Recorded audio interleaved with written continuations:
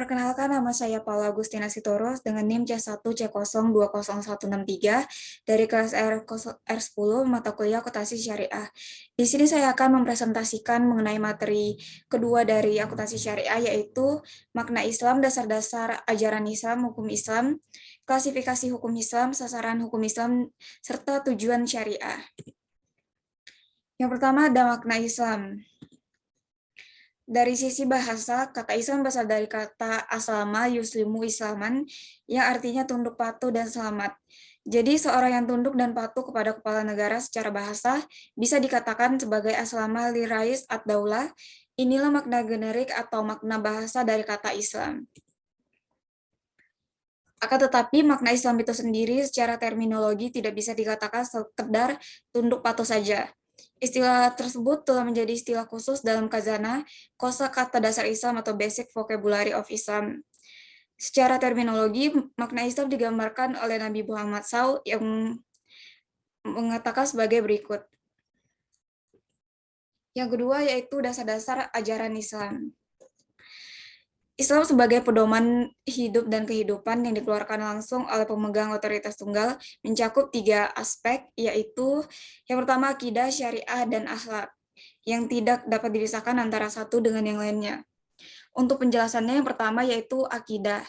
Kedudukan akidah dalam ajaran Islam sangat penting. Islam tidak dapat ditegakkan tanpa akidah. Kata akidah berasal dari bahasa Arab, yaitu agat yang berarti ikatan.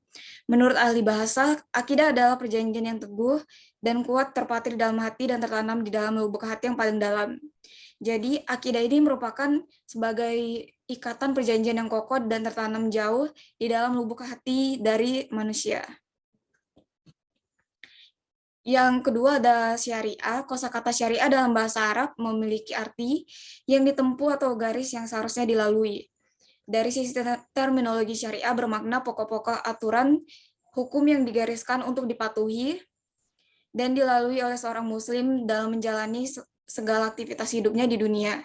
Semua aktivitas kehidupan seperti bekerja, memasak, makan, belajar, sholat, dan lain sebagainya adalah merupakan ibadah sepanjang yang diniatkan. Yang ketiga ada akhlak. Secara etimologis, kata akhlak berasal dari bahasa Arab, yaitu al-akhlak yang merupakan bentuk jamak dari kata kuluk yang berarti budi pekerti, perangai, tingkah laku, atau tabiat. Sinonim dari kata akhlak ini adalah etika, moral, dan karakter, sedangkan secara terminologis, akhlak berarti keadaan gerak yang mendorong ke arah melakukan perbuatan yang dengan tidak menghajatkan pikiran. Inilah pendapat yang dikemukakan oleh Ibnu Maskawai. Yang ketiga ada hukum Islam. Hukum Islam secara istilah disebut juga hukum syara adalah hukum yang mengatur perbuatan manusia yang di dalamnya mengandung tuntutan untuk dikerjakan atau ditinggalkan, atau pilihan antara dikerjakan atau ditinggalkan oleh para mukallaf. Hukum syara hanya dapat diambil dari sumber-sumber hukum Islam yaitu Al-Quran, Sunnah, Ijma', dan Qiyas. Hukum atau norma perbuatan yang tidak diambil dari sumber-sumber tadi tidak disebut sebagai hukum syara, misalnya kaidah-kaidah atau norma adat istiadat, undang-undang, atau hukum lainnya selain Islam. Yang keempat ada klasifikasi hukum Islam. Terdapat 5 klasifikasi. Yang pertama ada wajib, yang merupakan sebuah tuntutan yang pasti untuk mengerjakan perbuatan. Apabila dikerjakan mendapatkan pahala, sedangkan bila ditinggalkan maka berdosa atau mendapatkan siksa. Yang kedua ada mandub atau sunnah. Merupakan perbuatan yang apabila dikerjakan akan mendapatkan pahala, namun apabila ditinggalkan tidak berdosa. Yang ketiga ada haram, merupakan perbuatan yang apabila ditinggalkan akan mendapatkan pahala, namun apabila dikerjakan akan mendapatkan dosa. Yang keempat ada makruh, yang merupakan perbuatan apabila ditinggalkan akan mendapatkan pahala, namun apabila dikerjakan tidak mendapatkan dosa. Dan yang terakhir yaitu mubah, merupakan suatu perbuatan yang bila dikerjakan tidak mendapatkan pahala, dan bila ditinggalkan tidak mendapatkan dosa. Yang kelima ada sasaran hukum dalam Islam. Menurut Jarrah dan Muhammad tahun 1959, hukum Islam memiliki 3 sasaran, yaitu yang pertama ada penyucian jiwa. Penyucian jiwa dimaksudkan agar manusia mampu berperan sebagai sumber kebaikan, bukan sumber keburukan bagi masyarakat dan lingkungannya. Hal ini dapat tercapai apabila manusia dapat beribadah dengan benar, yaitu dengan hanya mengabdi kepada Tuhan dan benar-benar merupakan pencipta, pemilik, pemelihara, dan penguasa alam semesta, bukan kepada yang mengaku Tuhan, serta dengan cara yang benar pula. Yang kedua, ada penegakan keadilan dalam masyarakat. Keadilan di sini meliputi segala bidang kehidupan manusia, termasuk keadilan dari sisi hukum, sisi ekonomi, dan sisi persaksian. Semua manusia akan dinilai dan diperlakukan secara sama tanpa melihat kepada latar belakang, strata sosial, agama, kekayaan, keturunan, dan warna kulit. Dan yang ketiga ada perwujudan kemaslahatan manusia.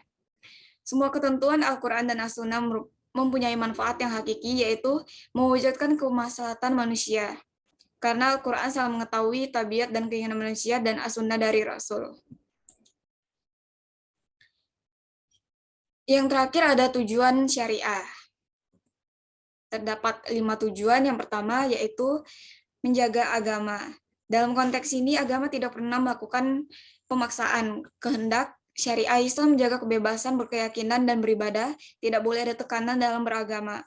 Yang kedua, menjaga jiwa. Jiwa yang di dalamnya terdapat roh sebagai amanah merupakan kendali yang sesungguhnya dari seluruh pergerakan lahir dan batin manusia. Yang ketiga ada menjaga akal. Akal adalah sesuatu yang membedakan manusia dengan makhluk lainnya.